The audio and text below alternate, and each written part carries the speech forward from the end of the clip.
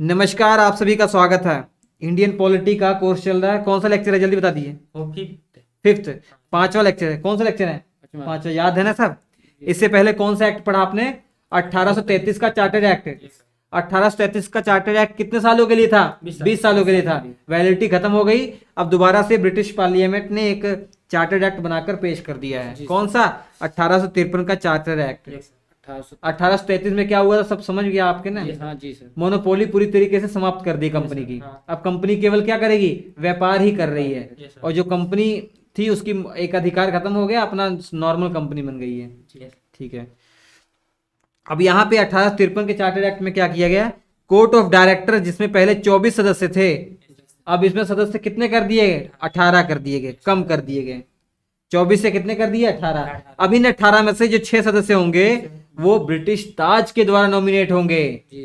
British ताज मतलब Britain में जो राजा रानी बैठे हुए हैं ना, जो क्राउन है, वो अब मनोनीत करेगा, नॉमिनेट करेगा इन 6 सदस्यों को।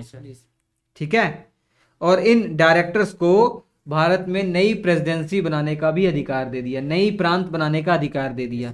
क्योंकि इतनी तेजी से कंपनी अपना साम्राज्य फैला रही थी, तो ब्रिटिश वालों को, ब्रिटिश पार्लियामेंट को लग गया कि भैया ऐसा जरूरी हो जाएगा कि नए नए प्रांत बनाए जाएं। इसलिए पहले से अधिकार दे दिया गया कोर्ट ऑफ डायरेक्टर्स को कि अपने हिसाब से वो प्रांत बना सकते हैं।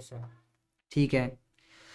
अब कानून निर्माण करने के लिए, इससे पहले कानून निर्माण कैसे होता था बताइए? इससे पहले गवर्नर जनरल थे, उनके पास 4 सदस्य उनकी टीम में थे। उनमें से एक विधि विशेषज्ञ था जो कानून का अच्छा जानकार हो। तो वायसराय की जो कार्यकारी परिषद है वही कानून बना रही है और वही प्रशासन कर रही है। मतलब कानून बनाने वाला कोई अलग से सिस्टम नहीं है, जैसे आज संसद है और राज्यों में विधानमंडल है, वैसा कोई सिस्टम वहां नहीं था। लेकिन पहली बार कानून बनाने के लिए एक अलग से परिषद बना दी गई। वो 6 सदस्य वाली परिषद थी। जैसे गवर्नर जनरल है, गवर्नर जनरल के पास कार्यकारी परिषद तो थी पहले 4 सदस्य की, यही थी ना। लेकिन कानून बनाने के लिए 6 लोग अलग से लाकर एक सिस्टम बना दिया गया, विधान परिषद। छोटी संसद कह सकते हैं हमें। इनका काम क्या होगा? कानून से संबंधित कानून बनाना। ठीक है। हालांकि कानून बनाते समय ये विधान परिषद और ये कार्यकारी परिषद सब मिल जाएंगे। ठीक है। और शासन केवल ये करेगा, कार्यकारी परिषद और गवर्नर जनरल मिलकर करेंगे। समझ में आ गया?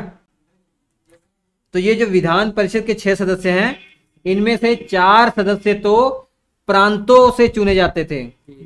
जो 4 सदस्य प्रांतों से, मतलब मद्रास, बंबई, आगरा, बंगाल प्रेसिडेंसी से चुने जाते थे। ठीक है। और 2 जो होते थे वो वकील, जज होते थे, कोई न्यायाधीश होते थे।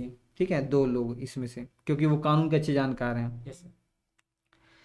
ठीक है। इसके बाद देखिए, सिविल सेवकों की भर्ती के लिए खुली प्रतियोगिता की व्यवस्था कर दी गई। इससे पहले सिविल सेवक जो आईसीएस, इंडियन सिविल सर्वेंट थे, जैसे आज आईएएस अधिकारी हैं, उस समय जो ब्रिटिश कंपनी के आईसीएस अधिकारी थे, सिविल सर्वेंट थे, उनको नॉमिनेट करते थे कंपनी वाले। ठीक है। एग्जाम नहीं लिया जाता था, लेकिन पहली बार खुली प्रतियोगिता, मतलब इंडियन भी उसमें पार्टिसिपेट कर सकते हैं। अब इंडिया के लोग भी अधिकारी बन सकते हैं, आईसीएस अधिकारी बन सकते हैं। तो सत्येंद्र नाथ जो है, जो सबसे पहले व्यक्ति थे जो आईसीएस की परीक्षा क्वालिफाई करके आईएएस अधिकारी या आईसीएस अधिकारी बने थे। ठीक है। अब देखिए, सिविल सेवकों की भर्ती के लिए खुली प्रतियोगिता शुरू की जाएगी, ऐसा 1853 के एक्ट में आ गया। ये तो 1853 के एक्ट में ये बातें बताई गई हैं कि ये करना है। अब ये 18 सीट, मतलब खुली प्रतियोगिता करवानी है आईसीएस परीक्षा को लेकर, सिविल सेवकों के लेकर। ये ब्रिटिश पार्लियामेंट में कानून बनकर आ गया है। किसको दिया गया है? ब्रिटिश कंपनी को दिया गया है। मतलब इनडायरेक्टली ब्रिटिश कंपनी को कहा गया कि आप खुली प्रतियोगिता करवाइए। ठीक है। तो उसके बाद 1854 में मैकाले समिति का गठन किया गया।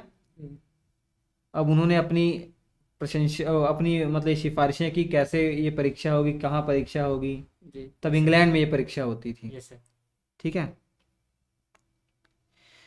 अब जैसे बाकी एक्ट आते थे और उसमें वैलिडिटी दी जाती थी कि मतलब 20 सालों के लिए ये एक्ट है। जैसे 1813 का आया था, उसमें बोला गया था 20 सालों के लिए ये प्रावधान होगा।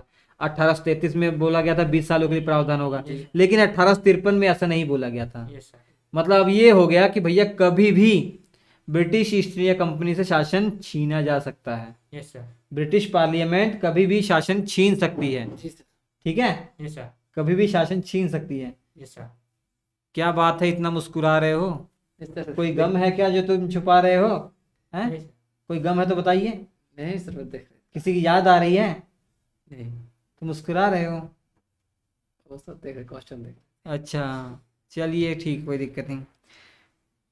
स्क्रीन पर नहीं आया। देखिए, संसद के द्वारा ब्रिटिश ईस्ट इंडिया कंपनी का शासन कभी भी छीना जा सकता है, अब ये बोल दिया गया। तो इसके बाद 1857 में क्रांति हो गई, जबरदस्त क्रांति हो गई भारत में, आपको पता ही है। 1857 में क्रांति हो गई। तो उसके बाद 1858 में ब्रिटिश ईस्ट इंडिया कंपनी से शासन छीन लिया गया। अब वो हमारे ऊपर शासन नहीं करेगी। अभी तक क्या हो रहा था, 1773 से 1858 तक हमारे ऊपर शासन कौन कर रही थी? कंपनी कर रही थी। इनडायरेक्टली कंट्रोल तो ब्रिटिश पार्लियामेंट का था, लेकिन अब 1858 के बाद क्या होगा कि कंपनी को शासन छीन लिया गया। अब ब्रिटिश पार्लियामेंट हमारे ऊपर रूल करेगी, या ताज हमारे ऊपर रूल करेगा, क्योंकि ब्रिटेन में सबसे बड़ा पद राजा रानी का ही है। ताज का ही सबसे बड़ा पद है ना। तो वो हमारे ऊपर रूल करेंगे। अब इसके बाद 1858 से 1947 तक हमारे भारत को ब्रिटिश ताज के अधीन गुलाम रखा गया, ब्रिटिश पार्लियामेंट के अधीन गुलाम रखा गया। अब उनके टाइम पीरियड पर कौन कौन से कानून महत्वपूर्ण आए हैं वो अगले वीडियो में हम समझेंगे। इतना समझ में आ गया? कंपनी का शासन समझ में आ गया?